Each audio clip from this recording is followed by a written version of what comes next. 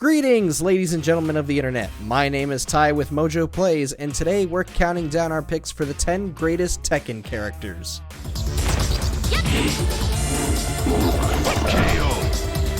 For this list, we're taking a look at the coolest and most ferocious fighters in Bandai Namco's franchise.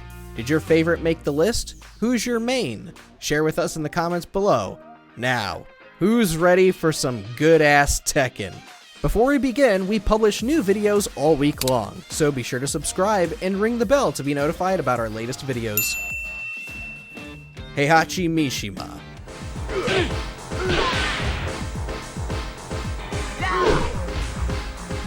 What better way to start the video off than with everyone's favorite murderous and overly confident grandpa? Whether he's playing the hero or the villain, Heihachi has proven time and again that no one can get the better of him. Although we'd argue against that given how many times we've defeated him.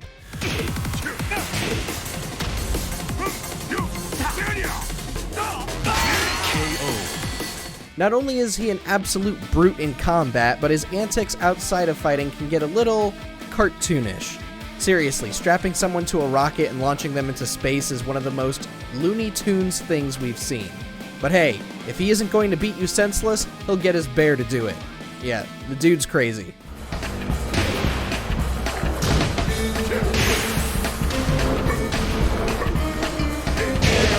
Ling Xiaoyu.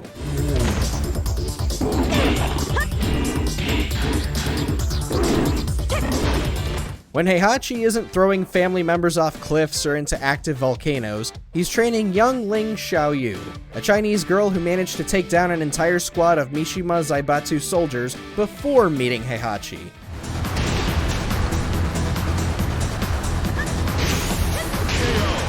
Since going under his tutelage, the quirky and adorable Ling has shown just how lethal she can really be, with her exceptional mobility, making her incredibly hard to read.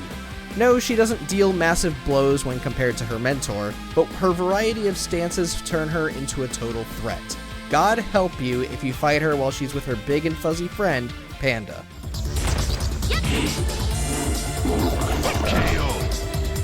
Yoshimitsu.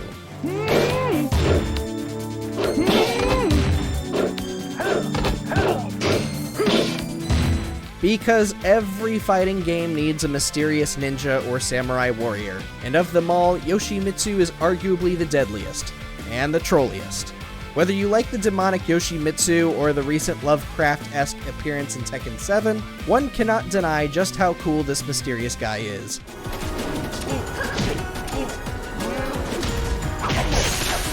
Sure, many other sword wielders can teleport, slice up foes, and do so with great speed, but how many of them can helicopter their katana around, Or walk on their swords like a pair of stilts? Exactly. No one can. Which means no one can match the skill of Yoshimitsu. And if you somehow do, he will make sure to take you down with him. Harakiri-san, great for trolling, not so great for frequent use.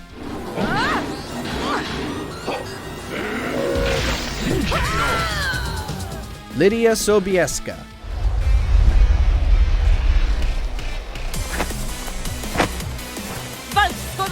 Out of every character to appear in a Tekken game, Lidia Sobieska probably has the most impressive business card out of them all. Here we have a 29-year-old karate master who also serves as the Prime Minister of Poland. In other words, she won't just lay your butt on the mat, she'll most likely humiliate you in a political debate as well.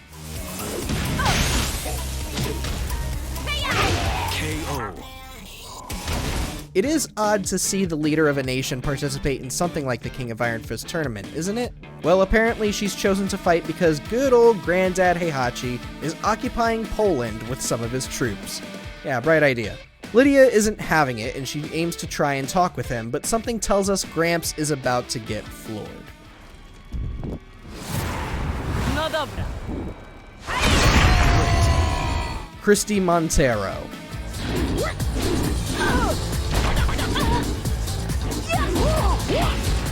This foxy Brazilian is more than just a pretty face. Christie will juggle you to hell with her sick capoeira abilities, and she does it in style. Even though she's really just a copy of another capoeira fighter in the series, Christie deserves way more attention than some would believe, and we aren't just saying that for her occasionally flirty behavior. You win! Christie does all that she can to protect her grandfather and has shown care for that other capoeira warrior on multiple occasions. See, she's a total sweetheart.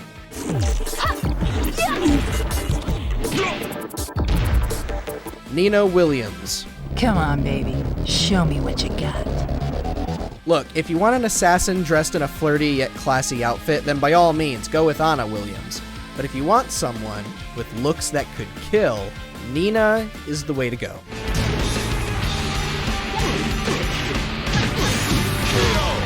The blonde bombshell has been serving up cans of whoop-ass since the first Tekken back in 1995, and since then she's appeared in every game in the franchise, and even got her own spin-off game, Death by Degrees, which wasn't exactly great, but, you know, how many other Tekken characters have their own game, for crying out loud? Nina's got history, and we couldn't think of a Tekken game existing without her in it. You win. Isn't it past your bedtime? Eddie Gordo. What do you want?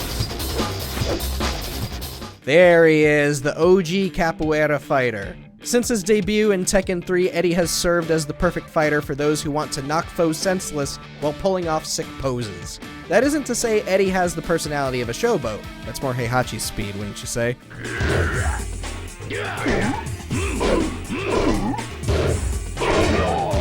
Eddie shares one of the most heart-wrenching stories in Tekken due to his will-they, won't-they relationship with Christie. Yeah, they're almost akin to Ross and Rachel in Friends. Sure, it's frustrating whenever he and Christie are in the same room, but dang it, dude, why you gotta look snazzy all the time?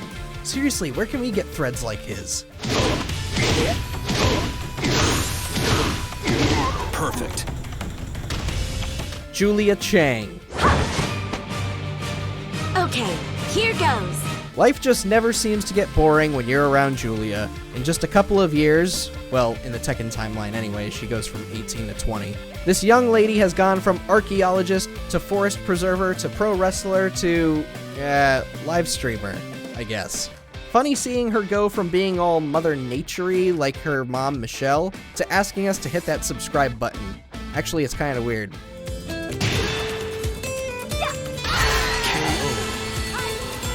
Career aside, Julia will wreck you with her mix of Chinese martial arts and pro wrestling moves. She may not be the easiest to learn and takes more damage than most characters, but Julia makes up for it with tremendous speed, requiring fewer frames to pull off combos. So if you want to play with a character that's going to be hard to master, Julia might be up your alley. You win. Your sacrifice won't be in vain. King.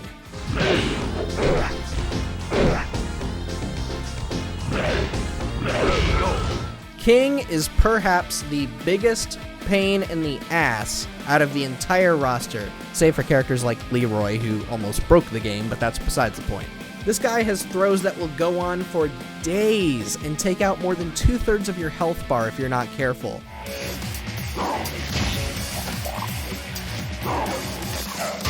Come on, man. Don't you have an orphanage to save from poverty? Oh wait, that king is dead. King the Second, the one who's been around since Tekken 3, is the bigger pain just because he has even more moves than his predecessor. Say, Mr. Jaguar, how many throws does it take to break every bone in the human body? Let's find out. On second thought, don't. As frustrating as our fights with him can get, we know that deep down, we couldn't play a Tekken game that didn't have King. It just wouldn't feel right, man.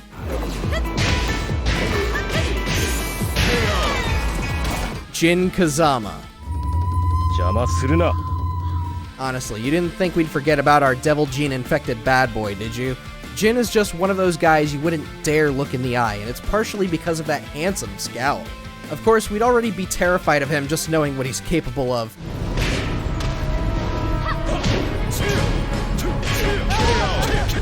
First off, Jin's practically a karate master and can take out a whole group of soldiers within seconds.